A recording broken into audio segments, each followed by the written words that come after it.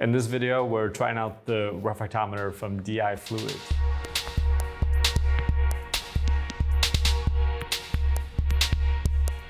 Welcome, my name is Patrick Rolfe and this is Coffee with April. For this video, we're going to keep it really short and we're just going to discuss something that has been with us for a long time here in the coffee world, and it's something that kind of recently popped up to our attention again because there's a new brand on the market. And we're not really here to promote new brands. We have no deals, we have no sponsorships. Full disclosure though, this little thing was sent to us, so we haven't actually paid for it. This much larger thing we actually paid for. But we have been testing it. We've been brewing a bunch of coffee today, recording a bunch of videos, and we've been using both of these tools to kind of measure the different TDSs then, so the strength of the coffee that we are brewing, which can allow us to calculate the extractions, right? I think measuring TDS using a refractometer has been the case for a long, long time here in the coffee industry. I remember when I first started, it was something that we were looking at all the time, trying to hit that kind of perfect TDS. A lot of people are referencing higher extractions, 22, 23, 24% extraction. Then the question is, what actually is that and how do I get there?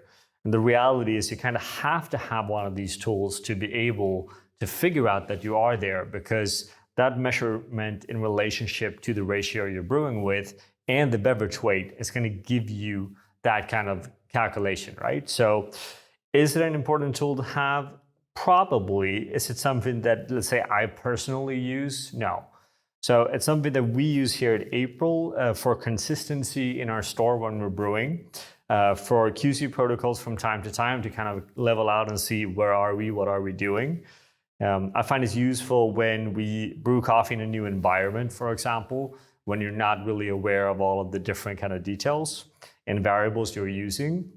If I go to a World Coffee Championship and brew coffee, would I bring a refractometer? No, because for me, that's completely sensory. And in the end of the day, I'm kind of in charge of making that recipe and building that kind of structure. So for me, I always allow my taste buds to guide me rather than a measurement from a refractometer. But it is interesting. And the two little products we have here is, first of all, one is the kind of old school VST. I think most of us in the coffee industry have seen this. Maybe we even bought it, or we know it comes at kind of high priced. But then again, basically everything we know about coffee brewing is more or less linked to this little device, in terms of theory at least. Now we have this much, much smaller thing coming from DiFluid, which is basically a Chinese company, I assume, at least it's made in China. And they're now coming on the market and they're doing a bunch of new products, right? So again, we're not really promoting them necessarily. We don't really know them, to be fair.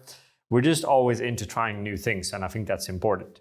So we've been doing a bunch of different brews. We've been doing a bunch of different measurements. And the reality is that when we're using the tools, they come out similar, right? I'm not going to say identical because there's definitely some kind of deviance from brew to brew. Some of them are within 0.01, some of them are within 0.02. So there might be a little bit of a deviation, which when you're trying to calculate, let's say, a perfect extraction, could actually have a big impact, right? And I think we, in this conversation, have to keep in mind that most of the classic theory is based on the old school version of it, right? However, the, let's say, new school version is cheaper. It comes with a few kind of interesting tricks. Obviously, a lot more portable. That could be one thing if you're into that kind of stuff. One of the things that I really like is that it actually displays the temperature. So temperature readings when you do this is really important, both on the new, old version and the kind of, let's say, more modern version. You have to make sure that the temperature is basically room temperature, right? So that the coffee that you're measuring is at your room temperature. That will give you a more stable reading. And when you compare the two, you have to make sure as well that they are aligned, right? But we can see, based on the limited amount of measurements we've done, that they actually are fairly similar. So given that the new version is, let's say, a third of the price or something similar, then it can definitely be interesting to explore the opportunity of using it. That's kind of as far as we have gone. We can't say much more about it because, frankly, we haven't used it that much. But in the kind of initial readings that we say, it's kind of an interesting tool.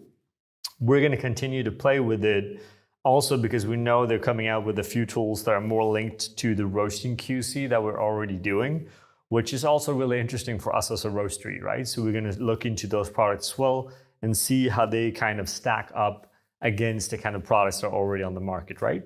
As always, we're going to be looking for new tools that allows us to make coffee better. I think that's important. Whether or not anyone in the first place should have a refractometer, I think is a longer conversation, one that I would love to invite you guys to in the comment section below. Just kind of let me know if that's something you use or not using. I'm one of those that's going to argue that your palate is always going to be the best thing.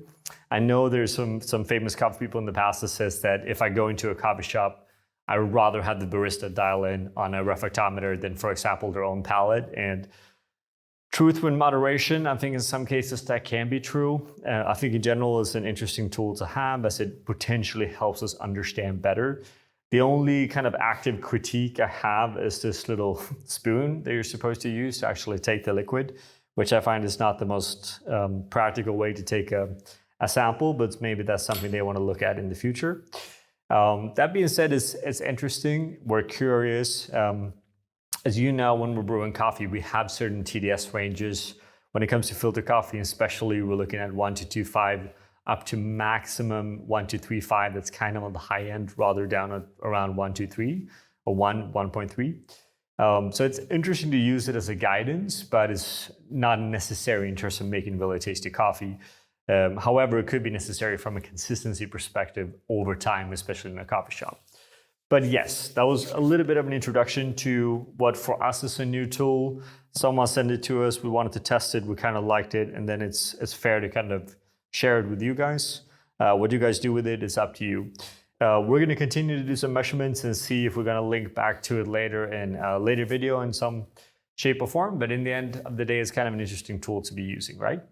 So with that, we want to thank you for watching. Reminder you that we're taking a more kind of in-depth conversation on this, looking a little bit closer at the company as well on our Patreon. That's where you see all the kind of behind the scene conversations going on. So make sure you sign up, make sure you subscribe and all of this. And we want to thank you for watching and wish you a great day. We want to give a special thank you to all of our Patreon supporters. It's because of you that we are able to continue to make these videos. And we want you all to feel free to always come with suggestions and ideas on the content that you want to see, because we are doing this for you and because of you. Thank you from all of us here at April.